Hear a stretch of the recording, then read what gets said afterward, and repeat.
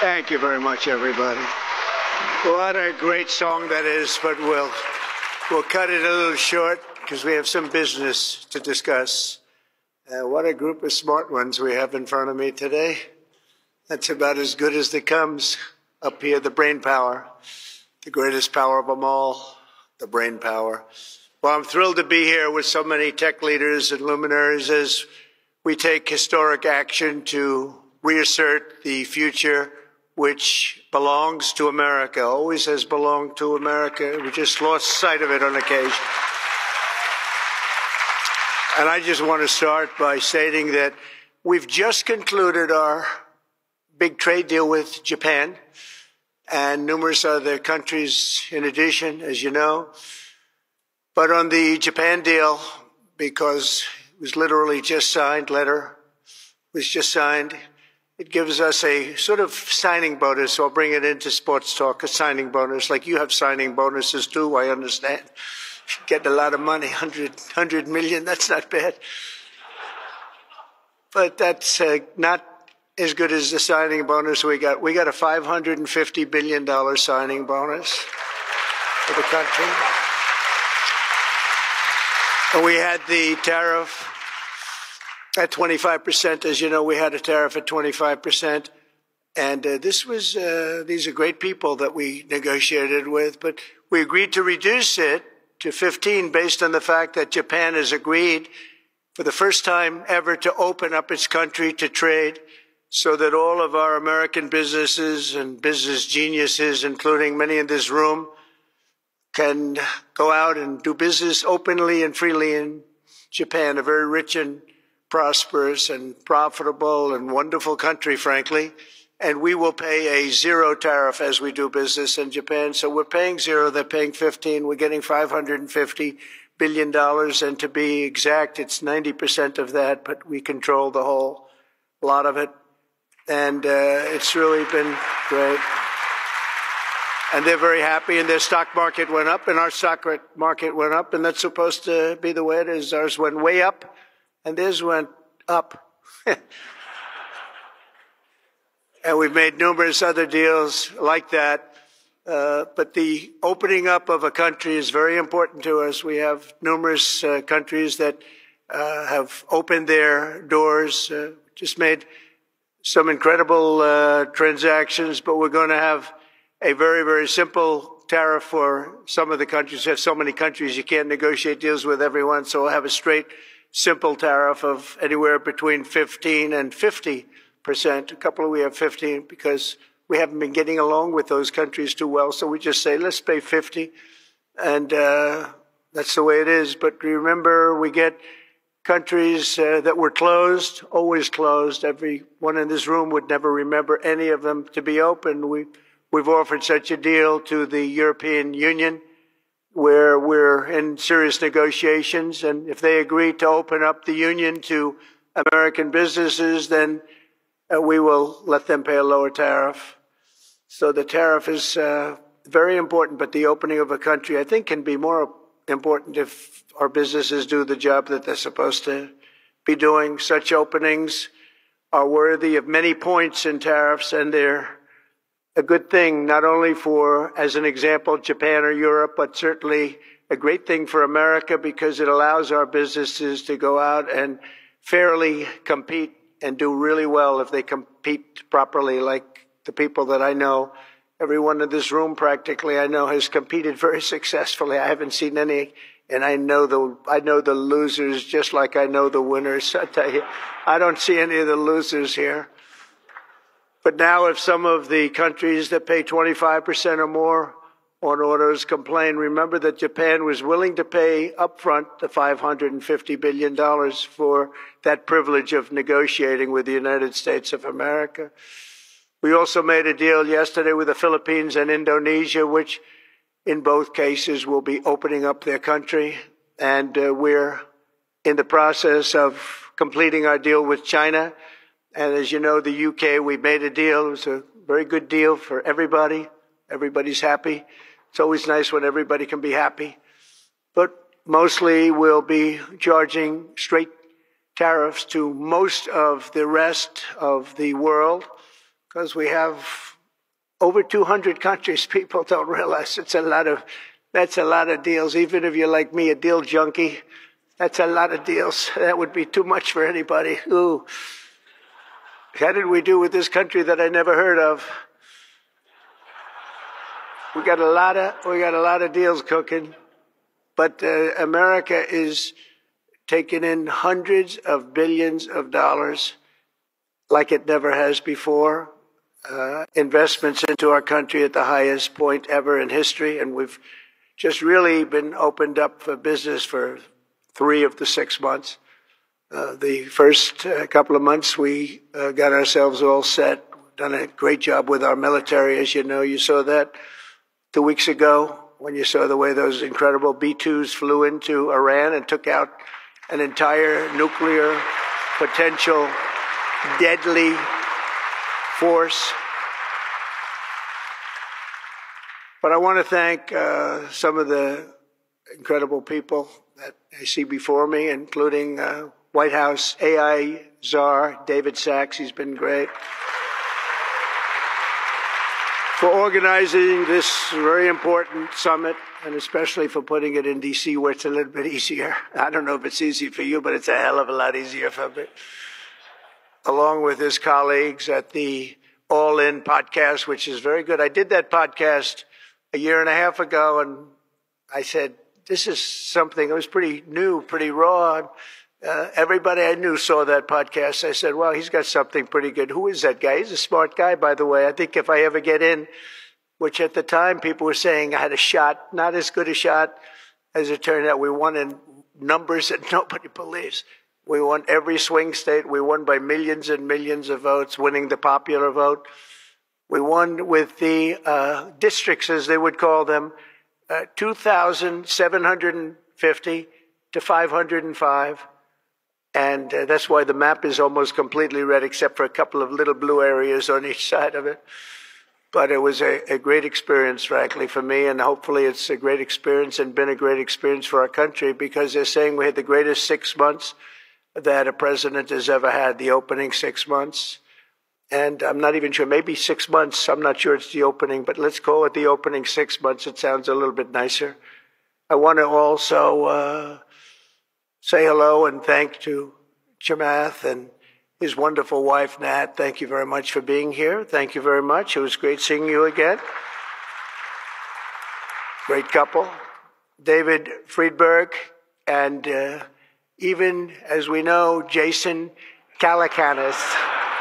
I say even. Thank you, Jason. Thank you, Jason. I appreciate that.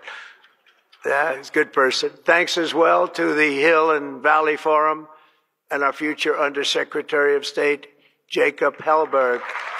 Good work. Good. Stand up, Jason. Good. I met him a year and a half ago, and I was very impressed. I said, let's bring him in. We bring in a lot of smart people. And David's been unbelievable as the job he's doing. Along with Secretaries Doug Burgum, who's been incredible. Doug? Thank you. Thank you, Doug. Great job. He's producing low-cost energy. We're down to $64. I want to get it down a little bit further if we can. I don't know if the oil companies love that or not, but we want to have very inexpensive electricity so that you can power up the plants, because you need more electricity than any human beings ever in the history of the world. When I heard what you really need, I said, you got to be kidding. Double what we produce right now for everything, right? I don't know. Jensen, you're going to have to explain that to me someday, why they need so damn much. Couldn't you do with a little bit less? My father always used to say, turn off the lights, son.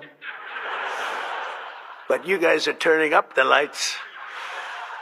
I want to thank Howard Lutnick for doing a terrific job. He was involved in the big deal that we just completed with Japan. Howard, wherever you are, Howard.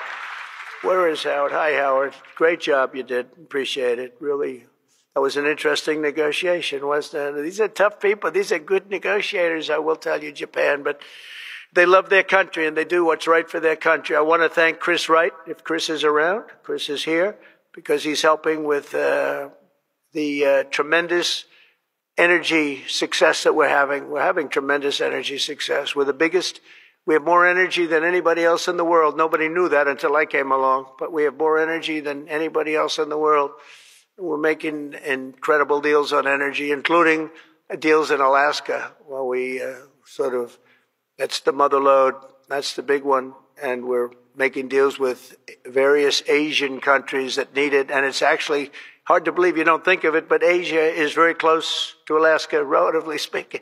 It's not the closest, but it is pretty much the closest when it comes to oil and gas and energy. And we're making some incredible deals. And I want to thank Chris. Chris is fantastic, works in partnership, really. You've got the land and he's got the energy, right? But they formed a great partnership, Doug. So that's one of the greatest partnerships I've seen in a long time. They work hand in hand, and they have done a great job. Administrators, Kelly Loeffler, I think, is here. Kelly, thank you very much. Hi, Kelly. Thank Kelly. And probably the most important man in the room, and I say it in all sincerity, more important than Doug and Chris and all that energy they're producing. He's a man that produces fast permits on the environmental impact statements. He gets them done. I said, Lee, you have 1 week for nuclear, and you have a couple of days for oil and gas, okay, for the approvals. And we kid, but he really is. He's knocking them out fast. He's knocked out a lot. A lot of you guys have started your plants already, and you've already had your approvals. So where's Lee Zeldin? Is he here? He is so great. This guy, he is so great. That's why he has a slightly better seat than I gave to Doug, you see? He's doing a fantastic job in a lot of ways, but he's doing a great job, and he's getting fast permits and safe and good and everything else, but he's moving them along rapidly, already given some. And, one of the most exciting things we'll talk about in a second is the fact that you're going to build your own electric producing plants when you build whatever you're building. And it's different things, including automobile factories, which are going up all over the place. You'll see them starting soon. They're moving into our country because of the tariffs, because they don't want to pay the tariffs. They're moving into our country at a record speed. But the ability to build your own electric plant, not having to rely on a 100-year-plus old grid. And then if you have electric capacity extra, you're going to sell it into the grid, make some money, but you'll sell it right back into the grid. Director of the Office of Science and Technology Policy, Michael Kratsios. Michael, thank you very much. Thank you, Michael. As well, it's supposed to be taking a vote right now, a big vote. Senator Ted Cruz. Is Senator Cruz here? Oh, look at my senator. Why aren't you voting? I think we lost David McCormick, who's voting. So is David here? Because you're supposed to be voting, Ted. I don't know. I'll tell you what, this man works hard. Ted works hard, and he works good. And a very special thanks to some of the top industry leaders here, including somebody that's amazing. I said, look, we'll break this guy up. He said, why? I said, what percentages of the market does he have? Sir, he has 100%. I said, who the hell is he? What's his name? His name is Jensen Huang, NVIDIA.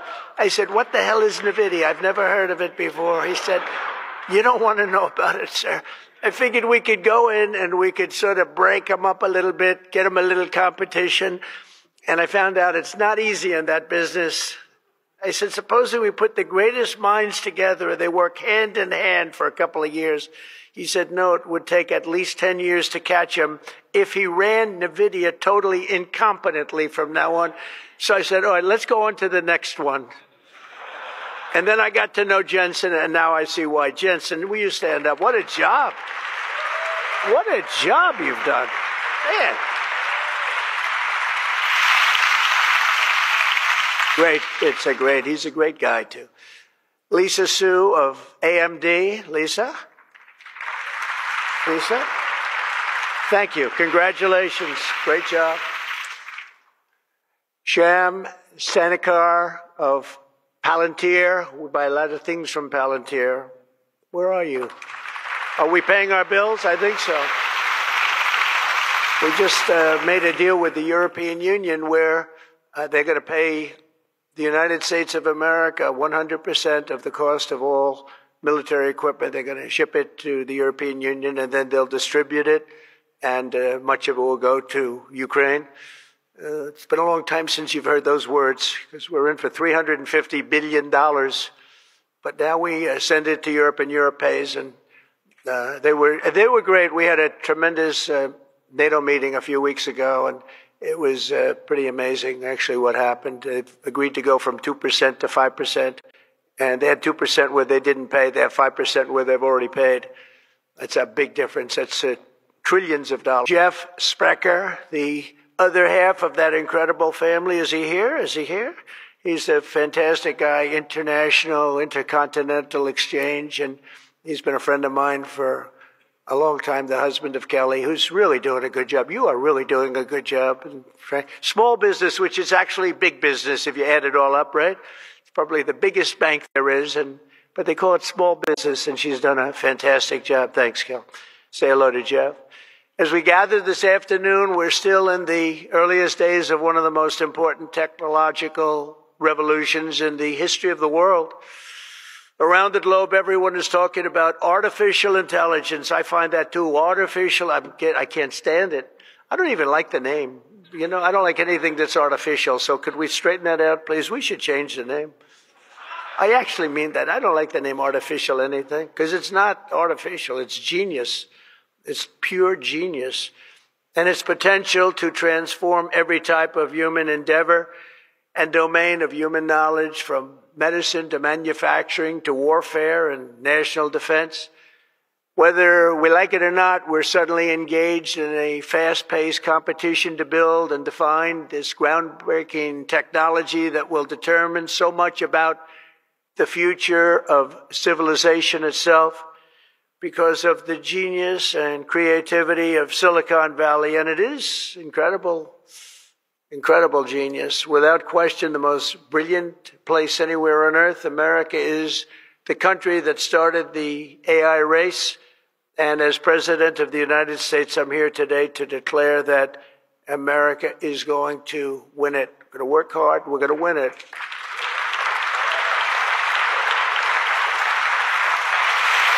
Because we will not allow any foreign nation to beat us. Our children will not live on a planet controlled by the algorithms of the adversaries advancing values and interests contrary to our own. We don't want to have contrary interests. We want to get along, and we'll get along with other countries. We're having a great relationship, as I told you, with those countries that we mentioned, with Japan and Indonesia and so many others. The European Union, we're getting along. We're getting along very well with China. A lot of respect for President Xi. We have a great relationship, and we'll see how it all works out. But we're getting along with countries it's really been pretty amazing, I will say that, and it's a good thing. It's a good thing, not a bad thing. So from this day forward, it'll be a policy of the United States to do whatever it takes to lead the world in artificial intelligence, such an important thing happening. This is really something that nobody expected. It just popped out of the air, and here we are. But we will defend our nation, our values, our future, and our freedom, and it will be really great. But what we really need to be successful is a very simple phrase called common sense, and that begins with a common sense application of artificial and intellectual property rules. It's so important. You can't be expected to have a successful AI program when every single article, book, or anything else that you've read or studied, you're supposed to pay for. Gee, I read a book. I'm supposed to pay somebody. And, you know, we appreciate that, but you just can't do it because it's not doable. And if you're going to try and do that, you're not going to have a successful program. I think most of the people in the room know what I mean. When a person reads a book or an article, you've gained great knowledge. That does not mean that you're violating copyright laws or have to make deals with every content provider. And that's a big thing that you're working on right now, I know, but you just can't do it. China's not doing it, and if you're going to be beating China, and right now we're leading China very substantially in AI, very, very substantially, and nobody's seen the amount of work that's going to be bursting upon the scene.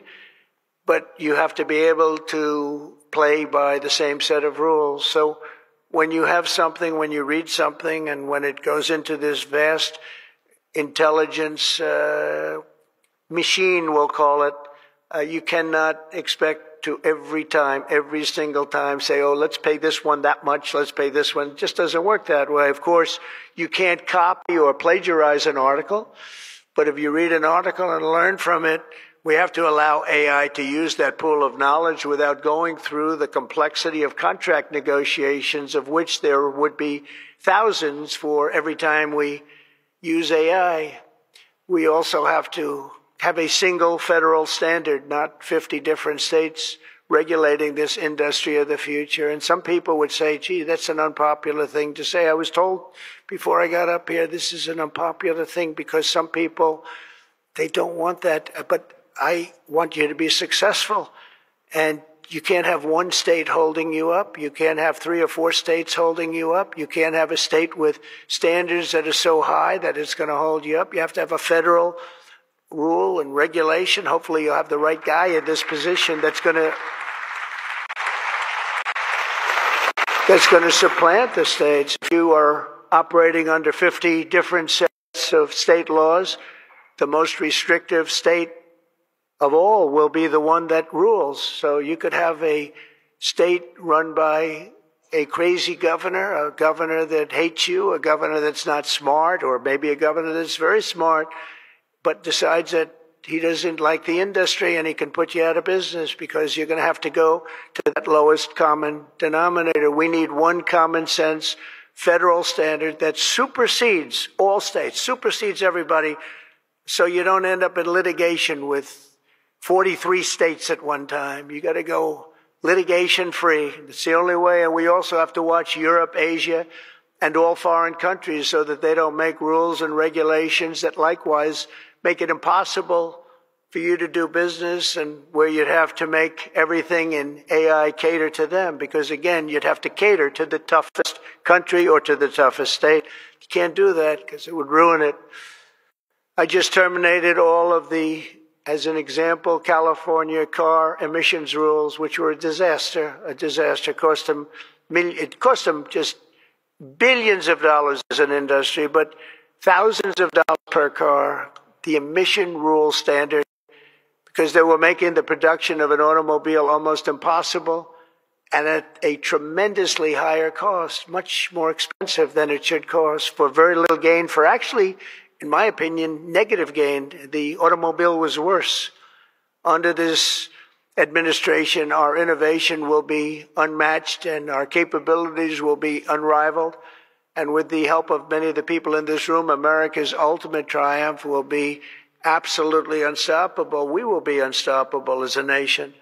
Again, we're way ahead and we want to stay that way. We can't let individual smaller units stop it, because that's the only thing that can stop it and can really mess it up. As with any such breakthrough, this technology brings the potential for bad as well as for good, for peril as well as for progress. But the daunting power of AI is it's not going to be a reason for retreat from this new frontier. On the contrary, it is the more reason we must ensure it is pioneered first and best. We have to have the best, the first pioneer. We are the best and the first pioneers, and we're going to be really putting a nation that we love, America, we're going to be putting it first. I have an expression, America first, make America great again. A lot of great expressions, but they're all so true. We're going to make America great again. We're going to make this industry absolutely the top, because right now it's a beautiful baby that's born. We have to grow that baby and let that baby thrive. We can't stop it. We can't stop it with politics. We can't stop it with foolish rules and even stupid rules. At the same time, we want to have rules, but they have to be smart. They have to be brilliant. They have to be more brilliant than even the technology itself. Surely there will be challenges on the path ahead, but together we will meet them and transcend them all. We are Americans, and we are Americans first. A couple of people I know that don't happen to be from here, but I wish you a lot of luck anyway. I'm looking at 3 people that are not Americans, but they're very good people. Please treat them nicely. But we do not shrink from the future or cower in the face of uncertainty. We dominate the future. We conquer new frontiers, and we control our own fate. And we determine, by doing that, our own destiny. Winning this competition will be a test of our capacities unlike anything since the dawn of the space age. I believe that. It's hard to believe as the president, the amount of enthusiasm for this one industry. I mean, I can talk about cars where we're doing incredibly well. We have car companies moving in all the time. But I talk about other industries. Everybody's saying this is going to dominate the world. It's going to dominate every industry that ever conceived. I don't know if that's true. I don't know if it's true. But I can tell you that a lot of very brilliant people think it is true. It'll dominate everything. It will challenge us to marshal all of our strength and flex the muscles of American ingenuity and resolve like probably never before. It will require us to blast through obsolete systems, cut through thickets of regulation. We've got to get rid of some of the regulation, but we want good regulation and rebuild the industrial bedrock of our country.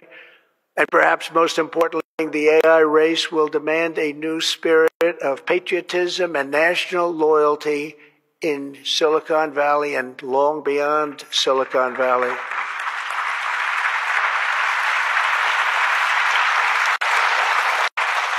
For too long, much of our tech industry pursued a radical globalism that left millions of Americans feeling distrustful and betrayed. And you know that. Everybody knows that. Everybody in this room certainly does. Many of our largest tech companies have reaped the blessings of American freedom while building their factories in China, hiring workers in India, and slashing profits in Ireland. You know that? All the while dismissing and even censoring their fellow citizens right here at home. Under President Trump, those days are over. We need U.S. technology companies to be all in for America. We want you to put America first. You have to do that. That's all we ask. That's all we ask. To partner with our tech geniuses in achieving this vision, today we're releasing the White House AI Action Plan. Big stuff. We're signing it right after this. In fact, I see it sitting right there. Maybe I should just sign it right now. Who the hell has to make the rest of this speech, right? But here are the pillars of the strategy. First, my administration will use every tool at our disposal to ensure that the United States can build and maintain the largest, most powerful, and most advanced AI infrastructure anywhere on the planet. America needs new data centers, new semiconductor and chip manufacturing facilities, new power plants and transmission lines. And under my leadership, we're going to get that job done, and it's going to be done with certainty and with environmental protection and all of the things that we have to do to get it done properly. Virtually all of these large capital investments can be and should be made by the private sector. And they want to do that. They just want to be able to do it. But for that reason, America must once again be a country where innovators are rewarded with a green light, not strangled with red tape so they can't move, so they can't breathe. And that's not going to happen. You're going to see things that you've never seen in this country before. So often, and I've been watching for many years, I've watched regulation. I've been a victim of regulation. A zone change that takes 6 years for a building in Manhattan or whatever. But I was good at zone changes, but it took a long time. By the time you got the zoning, the market changed. You didn't want to build the building. You say, well, but in some cases that made you lucky, didn't it? Huh? In some cases, not too many people understand that in this room, but in some cases, waiting for that approval as the market collapsed was a good thing, not a bad thing. But it's time to reclaim our heritage as a nation of builders, and that's why, upon taking office, I signed a historic executive order directing that every one, and this is so important, for every new regulation, 10 old regulations must be immediately eliminated. So we have old regulations must be immediately eliminated. So we have old regulations that clog up the books that don't even mean anything anymore. You know, in my first term, I had more regulation cuts than any president in history times 4, and that included 2-term presidents where you're talking about 8 years. We had more than any other president, and I think we may even top it this year. We may very well be able to top it during this period of time, because you're really, you are a regulation-prone group. And we're looking to get those regulations out of your way so you can use your genius. Earlier this month, we also enacted the largest tax cuts in American history when I signed the One Big Beautiful Bill into law. And I think the most important thing in the whole tax cut in terms of pure economics, and I think one of the reasons that my first, we had the most successful economy in history during my first term, and I think this is going to blow it away. So far it is, and I think this is going to blow it away. But the reason we had was I had expensing at 100%. And what we did is we included 100% in this bill, expensing for all capital expenditures, including investments in factories and equipment and structure. Structure wasn't included last time, so even structure, and you're able to write it all off immediately. That's the biggest thing. Not 38 years, not 42 years. You're able to write it all off immediately. And this time we've made it for 10 years, not for 1 year. We've made it for 10 years, so you have a much longer period, but I'd say get out and take advantage of it. I think that's one of the reasons that we had such an incredible success with the first tax cuts. And one of the things that this bill does is it extends the first tax cuts and makes them permanent. And in addition to that, we were granted other taxes like no tax on tips, no tax on Social Security, no tax on overtime. A lot of great things. One of the things that I mentioned, not so pertinent here, but if you're in the automobile business, it's pertinent. I said, why is it that people like us always are looking for expenses and deductions, and people that buy automobiles that really have to go out and borrow money to buy a car, why aren't they allowed to deduct the interest on their loan to buy a car from their income tax? And we got it approved. We got it approved. And that is such a big thing. And I think the prime, we lost almost 50% of our automobile business to Mexico, Canada, and various other places, as you know, in Europe and in Asia. And now we're getting it back. We're getting it back in record numbers. And I think we're going to be topping any amount. In a few years, we'll be making more automobiles than we've ever made in the history of our country, including what I call prime time. My administration is also pursuing a future of all-out American energy dominance, and on day one, I terminated the Green New Scam. You know what that was? You were all victims to it. Perhaps the second or third greatest scam in the history of our country. I would say the first was Russia, Russia, Russia, and we had a couple of others too. But the Green New Scam was one of the greatest. It's so ridiculous what they've made you do. The carbon footprint. They talked about the carbon footprint, and then Obama hops onto a 747 Air Force One and flies to Hawaii to play a round of golf and comes back. What about the carbon footprint?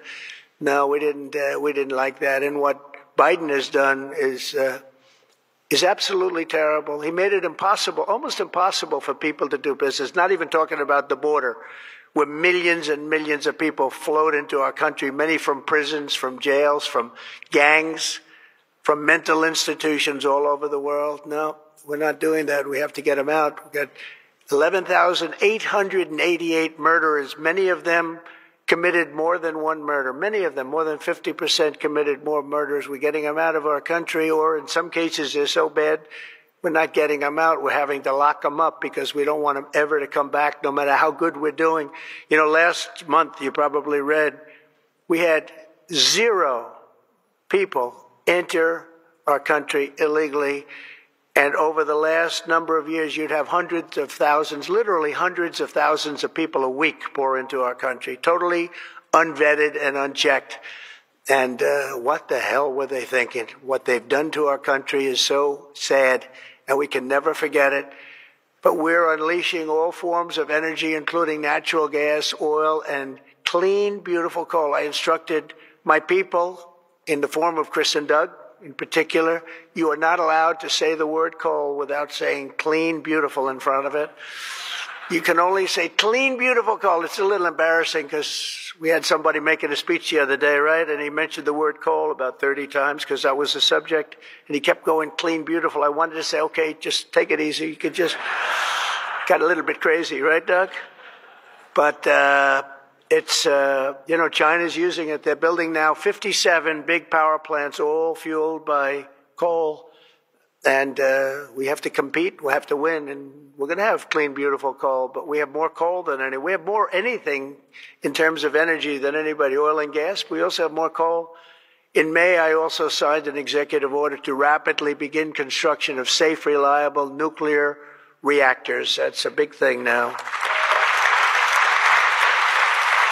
And many of you are going to be using nuclear. I had problems with nuclear. I saw some of the things, but what they've done with nuclear is like what you've done with AI and other things. It's incredible, actually. It's long-term. It's inexpensive. It's safe. What they've done is really amazing. So we opened up the industry. Very strict rules, but we opened up the industry. And some of you are going to choose nuclear over oil and gas or whatever it might be. Under the last year of Biden, China added 11 times as much power generation capacity as did the United States. Can you imagine that 11 times? Under the Trump administration, we will be saying those very famous campaign words, drill, baby, drill, and build, baby, build. And we will be adding at least as much electric capacity as China. We think we're going to catch them and maybe even have something a little bit extra. They're going very rapidly, but so are we. And we'll be doing at least as much, and every company will be given the right to build their own power plant. So when you build, you can build your power plant with it. And you are essentially going to become your own utility. It's a utility to yourselves. And as I said, any excess energy you're going to sell back to the grid and make plenty of money doing it. As a result of these pro-American policies since my election, we're seeing trillions and trillions of dollars in new investments. So at this moment, we have almost $17 trillion coming into this country. There's never been a period of time like that. And that's in a period of a few months.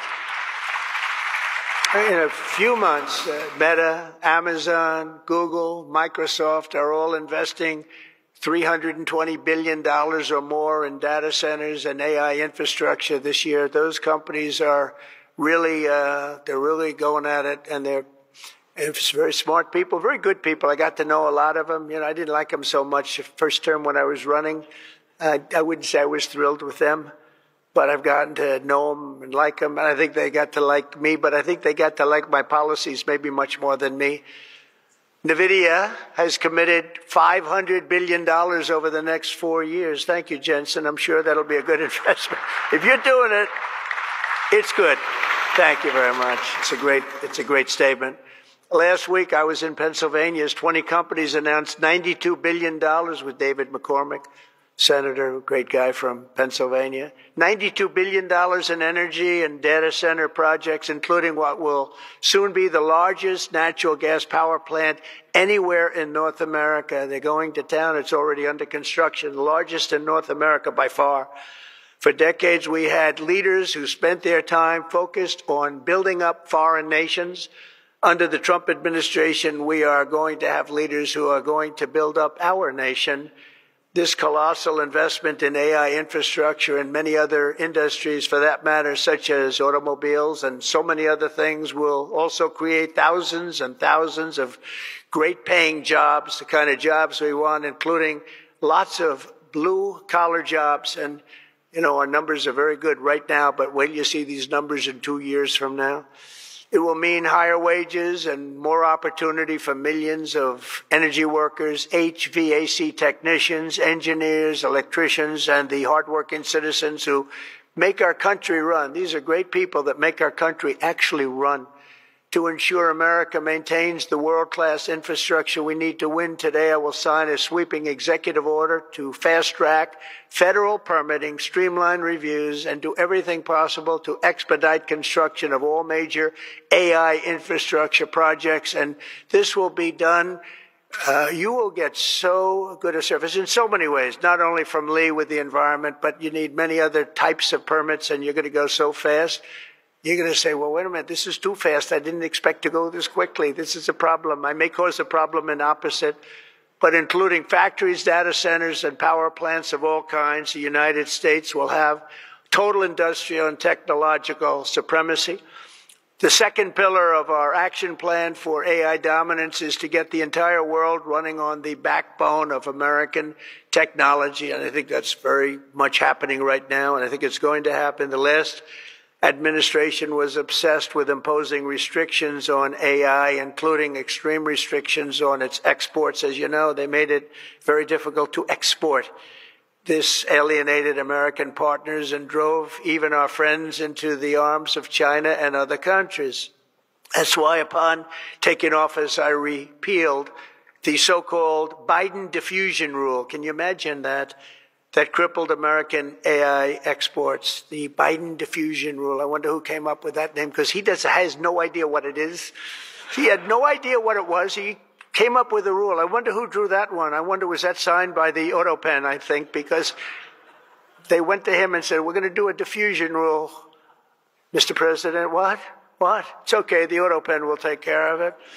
It's one of the greatest scandals in the history of our country. Let me tell you, under my administration, we will maintain necessary protections for our national security, but we will never forget that the greatest threat of all is to forfeit the race and force our partners into rival technology. We're not going to do that. We're not going to do that. Okay? Not going to let that happen. That could be the end. When I traveled to the Middle East in May, every leader I met was thrilled to do business with American tech firms and with America, and they were all thrilled to meet me, believe it or not. It's hard to believe, isn't it? But they were. By the way, most powerful woman in the world is here today. Susie Weil, stand up, please. Susie Weil, Chief of Staff. She can take out a country with a mere phone call. No, they just voted her the most powerful woman anywhere in the world. She might be the most powerful person in the world, I think. But she's done hasn't she done a good job, though, huh? Good. But we're going to come home with trillions and trillions of dollars in deals, and that's the way it is. But the King of Saudi Arabia, I met three great leaders. I went to three countries predominantly. King of Saudi Arabia said, and I can say that Qatar and UAE, the leaders, brilliant guys, great people, they said the same thing. They said, you know what, that 1 year ago, your country was dead. It was a dead country. They were looking at China. They were looking at other places, but you had a dead country. And today, Mr. President, you have the hottest country anywhere in the world. They said that, and they meant it so strongly. And when I went to NATO 2 weeks ago, where we made the deal where they pay 5% instead of 2%, it's a year ago, you people were dead. We didn't think you were going to make it as a country. Today, you're the hottest country in the world. They all said it. All those leaders said it, 30 of them. So today, I'm signing another executive order that will turn America into an AI export powerhouse. Under this order, Secretary Lutnick and Secretary Marco Rubio's doing a great job as Secretary of State, will work to rapidly expand American AI exports of all kinds, from chips to software, data storage of all kinds. And that's very important. That's going to give you the freedom to do what you want to do. And third, once and for all, we are getting rid of woke. Is that okay? Because I know you had to hire all woke people. Woke people under some of these things. How about the chips, where they give you the chip nonsense, where they give you billions of dollars if you only build a chip company? These people have plenty of money. They don't need the money. They need the permits. They need the rights to do it. They don't want to pay tariffs, so they come and they build here. That's why they're coming here. Number one, they like me.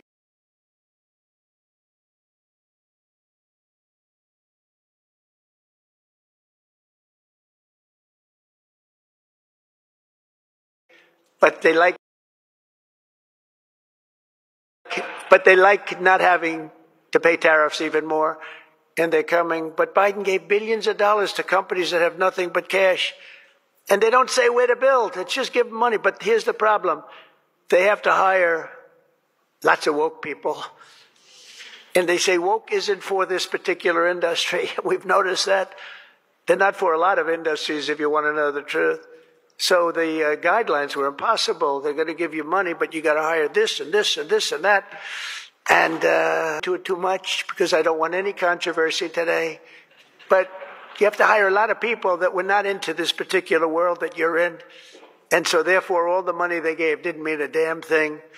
One of Biden's worst executive orders established toxic diversity, equity, and inclusion ideology as a guiding principle. So you immediately knew that was the end of your development.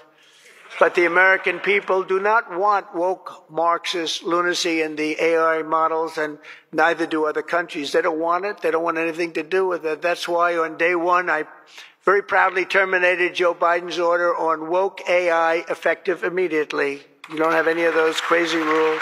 Crazy rule. And in just a moment, I will be signing an order banning the federal government. The U.S. government will deal only with AI that pursues truth, fairness, and strict impartiality. We're not going to go through the craziness that we've gone through for the last 4 years. And then we skip 4, and then you go back, and it started then.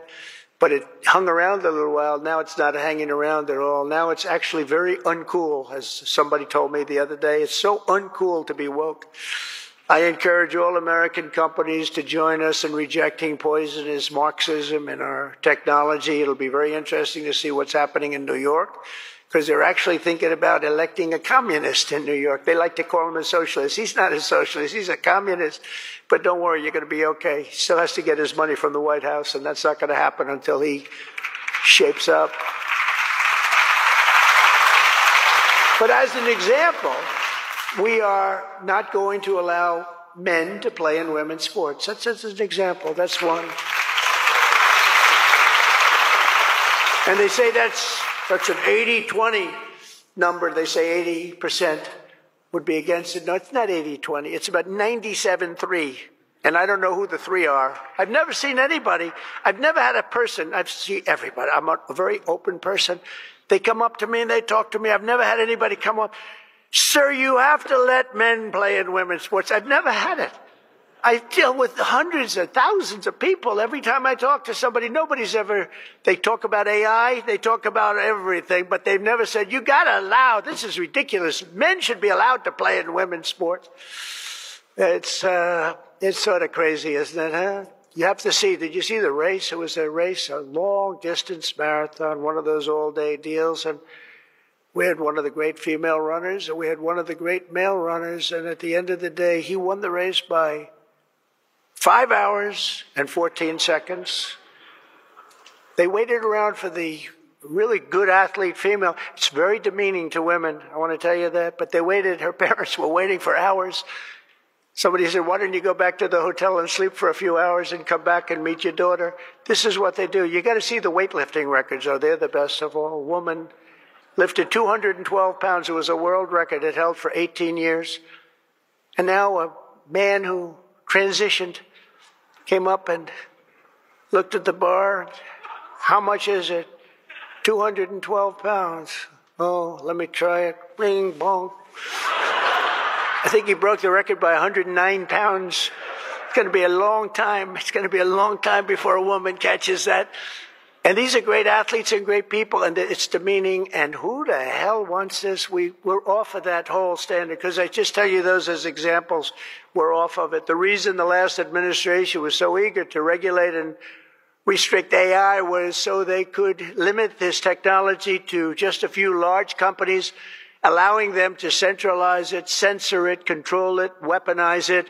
And they would weaponize it. A very dishonest group of people. You probably saw that because we caught them in the act. My approach, the unique strength of the American tech industry has always come up in small tech. It comes through small, very amazing. If you regulate them too much, you kill the source of American genius and technological power. I believe that. Joe Biden had a plan to lose the AI race. I think he wanted to lose it because his plan would never have worked. It would have never been successful. You would have spent a lot of money and you wouldn't have been able to win. They didn't allow you to win but we have a plan which only admires and respects the winners. Every citizen should take incredible pride in the inspiring feats of American innovators who are pushing the bounds of human knowledge and achievement.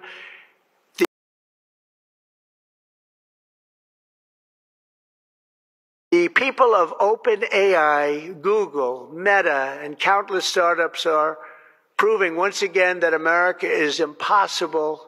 You are just impossible to beat. You're not going to be beaten. We're not going to let that happen. When you do your best, when you work